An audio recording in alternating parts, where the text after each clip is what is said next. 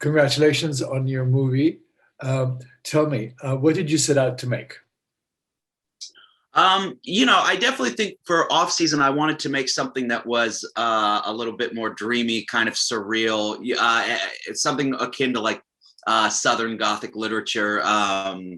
Faulkner, and then on the opposite, like Shirley Jackson. So really, kind of like this strange, dreamy kind of nightmare.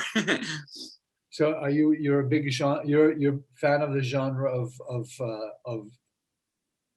such movies? Yes. Oh, of course, absolutely. Huge fan. So, where did the ideas come from for this film?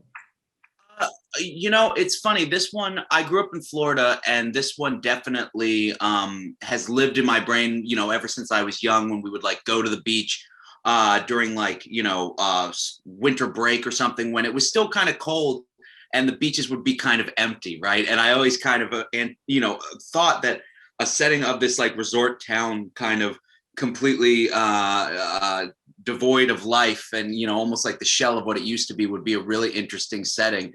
And then from there, I was really fascinated in doing, I think, the horrific nature of family secrets, things coming to life after someone's passed away was very frightening to me in a lot of ways. So kind of throwing a character into something way worse than they could have ever anticipated their family being involved with was kind of the jumping off point, I suppose.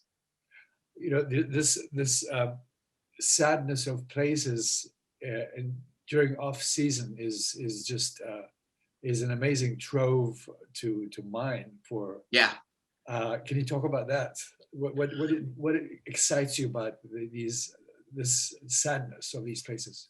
Well, yeah, I think, especially with like Gothic stories and Southern Gothic stories, the decay of like of these settings that used to be so like immaculate or intended for happiness in a way. And so I definitely feel like growing up in Florida, you kind of, when you're not near Disney World or Universal or something like that, you kind of see the fallout of all like the tourist trap ripoffs, sort of, because of the huge tourist industry brought to Florida by Disney World. And so that kind of thing was something really fascinating to me. It's like instead of going to some estate out in the in the southern countryside or something, now it's tourism, modern tourism, but in decay. And I think weirdly it became increasingly relevant.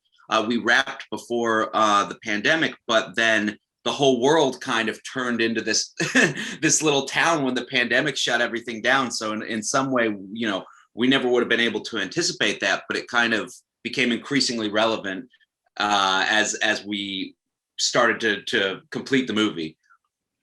Talk about the location that you used for the film.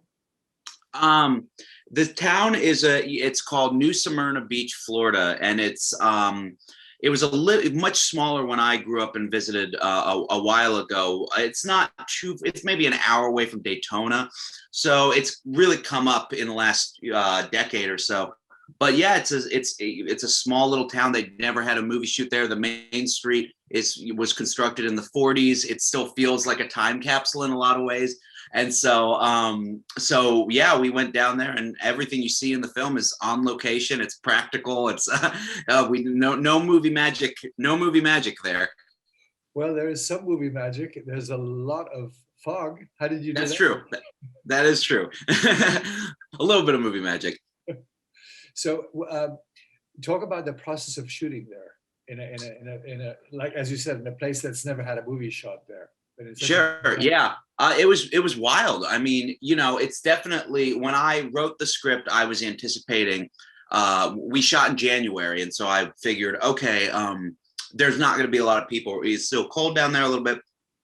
But what we didn't realize was that in January, that's when all the snowbirds from Canada come down, right? And so the town was actually much busier than I ever would have imagined. So what you don't see off camera is like a very lively, teeming with tourists kind of place that we were able to block off and really get a lot of scope from. But yeah, I mean, shooting in Florida is really wild. It's they say, the old saying is like, if you want the weather to change, just wait 15 minutes, and that was definitely the case. But it was quite an adventure, and everything you like. We shot at very specific times of day, and so those clouds in the sky, they're all real. So it's very captivating to be down there, and I think you can't get that kind of look shooting in a small Malibu town or something like that, right outside of Los Angeles. I'm sure people would have liked to have been able to go home at night, but it's worth it to go down there and shoot in Florida. Talk to us about some of the imagery you used, and you have dreamscapes. You really don't have too much of a slasher thing going. Mm-hmm. How do you build up the well, it is a horror.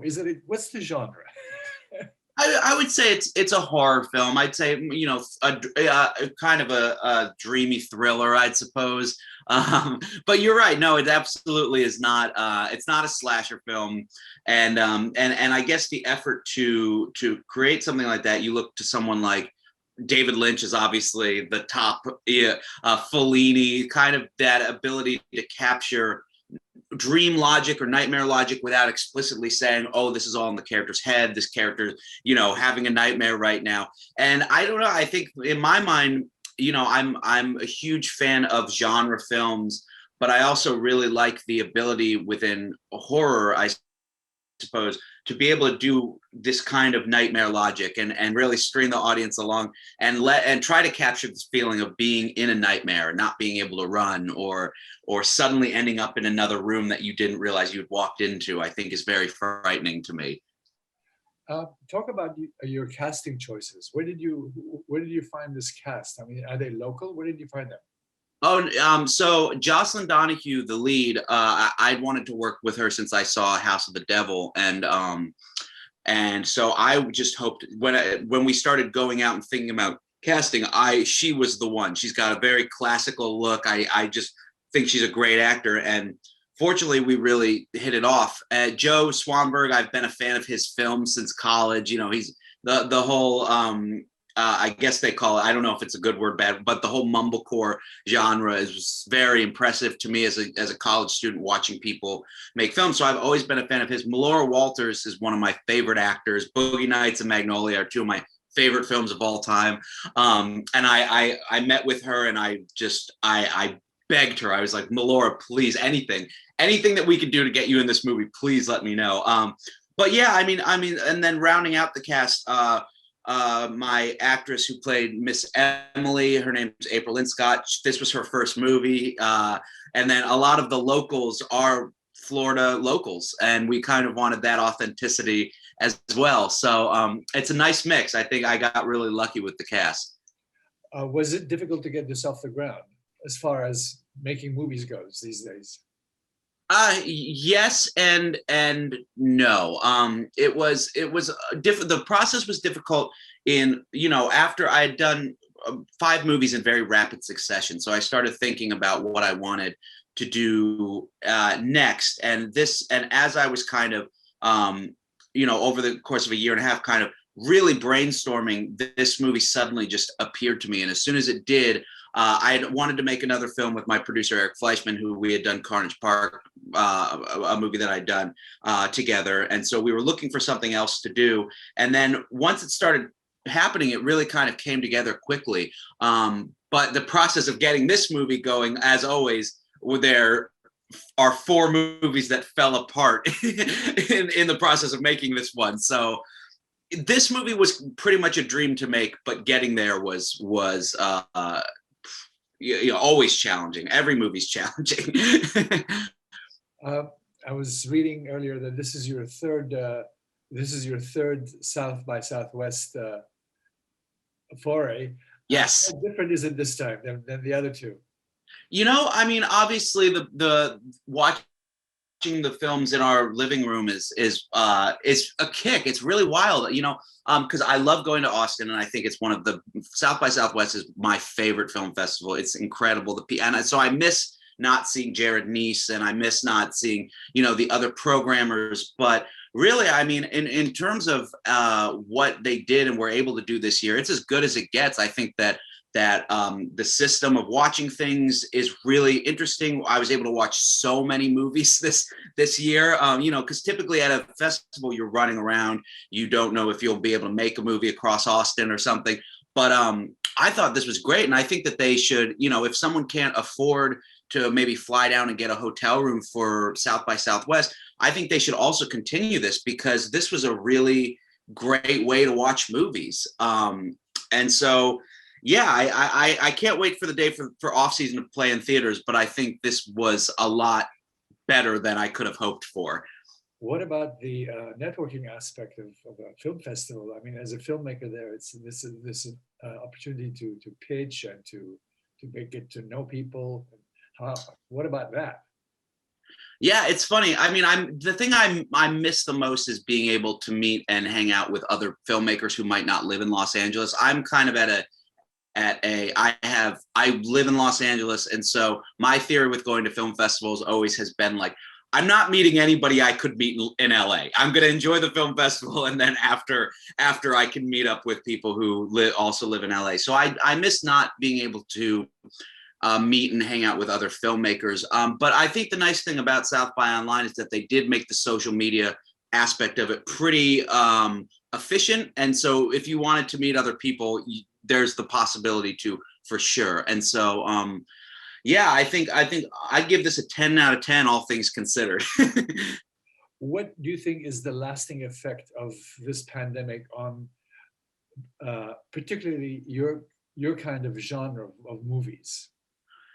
I think, what's interesting, and I'll be very interested to see, I have a theory that the lasting effect of this is that once people are really able to go back to theaters in a big way, I think that theaters will come roaring back. Because if anything, people have spent the last year cooped up.